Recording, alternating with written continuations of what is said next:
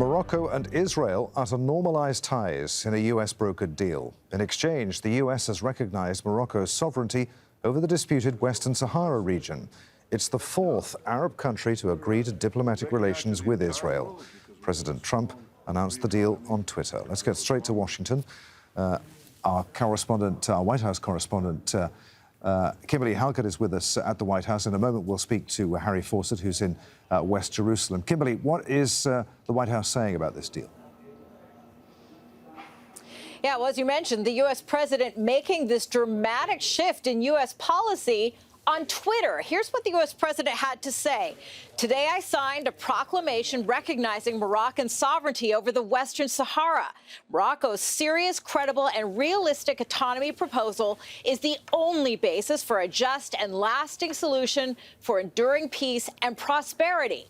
Another historic breakthrough today. Our two great friends, Israel and the Kingdom of Morocco, have agreed to full diplomatic relations, a massive breakthrough for peace in the Middle East. And what we're learning is that this deal was resolved, or at least secured, in a telephone call that reportedly took place between the U.S. president several hours ago and the King Mohammed VI from the kingdom, of course.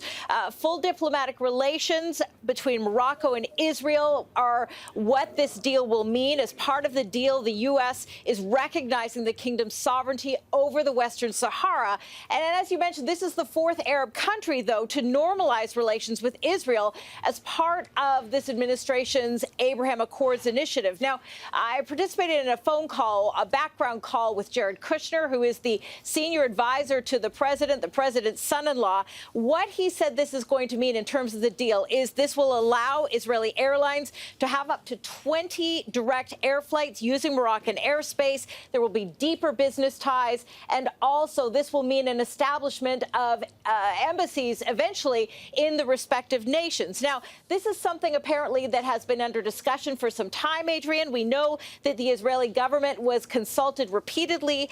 The U.S. has been pushing for this. What the belief is this builds on some of the established relations already in place. It will allow for greater stability in the region, according to the Trump administration. But there's a big but here, and that but is that this is a big shift in U.S. policy for an administration that's on its way out. As we know, the U.S. election has occurred. President-elect Biden takes office January 20th. And so this is the United States being now the only Western nation to recognize Moroccan sovereignty over the Western Sahara. It was formerly controlled by Spain. It's now claimed by Morocco, despite international dispute about that. So there's going to be a tough choice for President-elect Biden when he comes in. Is he going to affirm what Donald Trump has done, or is he going to have to make the decision to reverse it? This is going to be the tough challenge, and that's why this makes this even a greater surprise that the U.S. president has done this, knowing that it is a big departure from U.S. policy in the past and knowing that it could be reversed come January 20th. Our White House correspondent Kimberly Halkett there, live in Washington. Let's go to West Jerusalem then. Al Jazeera's Harry Fawcett is there. What's Israel saying about this, Harry?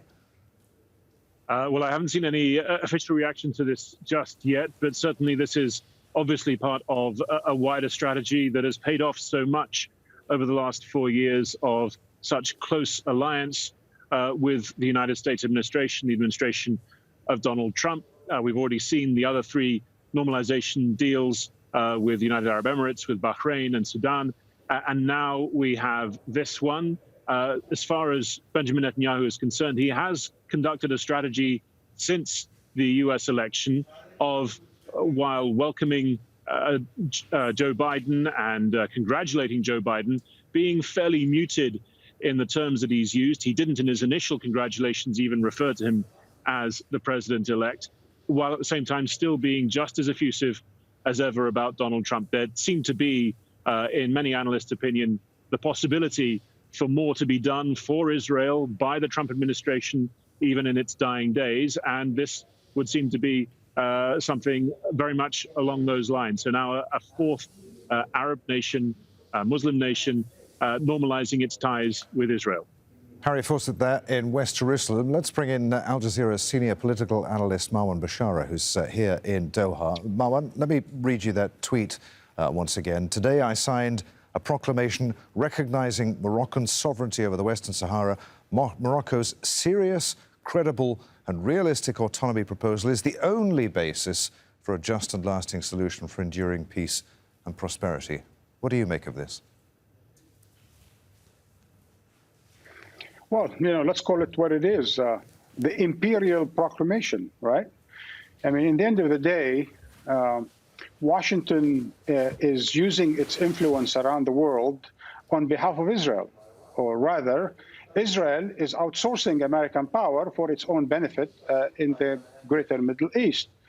And hence you see that America would change its policy, with the spin of a pin, as it were, in favor of Israel. And so anyone at this point in time, after we've seen how this is really meant to, sell arms, sell sophisticated fighter jets, or, proclaim a sovereignty or a border or a non-entity, as in the Western Sahara, it's not peace. It is what it is. It's quid pro quo. That's the thing that President Trump never knew how to pronounce when it came to the Ukraine. Now he should know that that's exactly what his policy is. It is not a peace policy. It is a policy meant to serve Israel or on behalf of Israel by giving out all sorts of rewards, proclamations in the favor of this or that party, and then calling it peace. And what are we to make of Morocco's motivations here?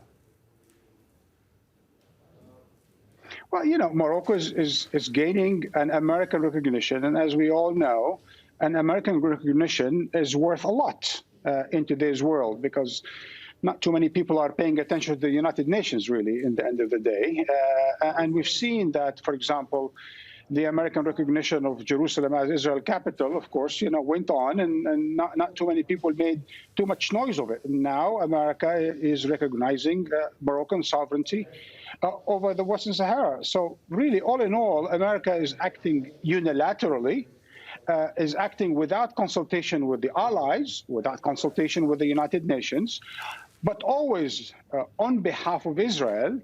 Outsourcing that kind of influence is really pretty tricky business, because in the future, people will get the impression, right or wrong, I think it's more complicated than a simple impression, that Israel controls America, that there is an Israeli lobby that is in control in Washington. And if you need anything from the United States, all what you're going to have to do is do this and that towards Israel, and Israel will deliver the goods, as it were, because that's exactly what we're seeing now. We're seeing F-35s, the most sophisticated fighter jet in the world, being sold if you normalize relations with Israel. You get your sovereignty extended if you recognize or normalize relations with Israel, and so on and so forth. We're seeing America, a mercenary, a diplomatic mercenary on behalf of Israel. And Morocco, for its own very narrow interest in the Sahara, has benefited on that in return for the time being, consulates in Jerusalem or Tel Aviv, for that matter, and perhaps, future relations.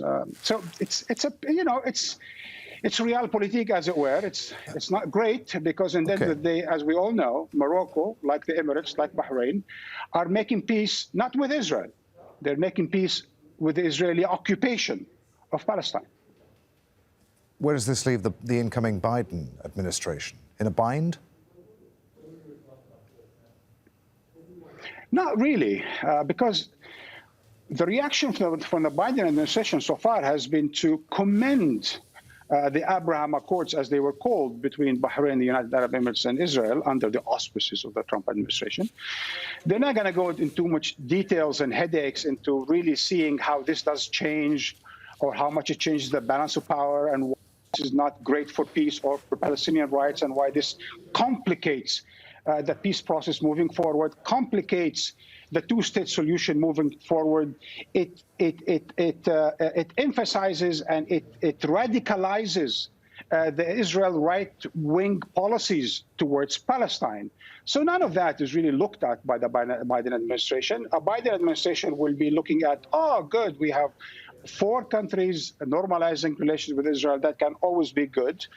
And we will see later about how we will reward the Palestinians by opening their office in Washington, by relaunching some of the aid to the Palestinians, and perhaps even starting a dialogue with the PLO in order to please them.